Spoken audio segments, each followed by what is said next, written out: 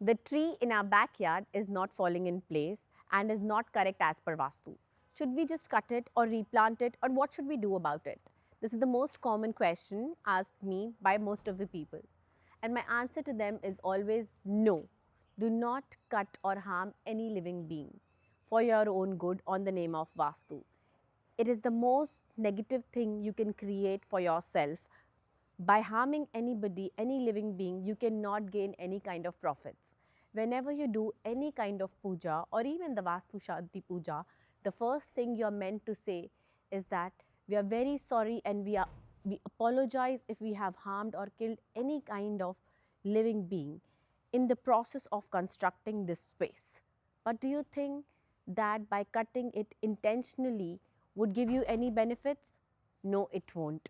So my answer to you is always avoid cutting or killing any kind of plants.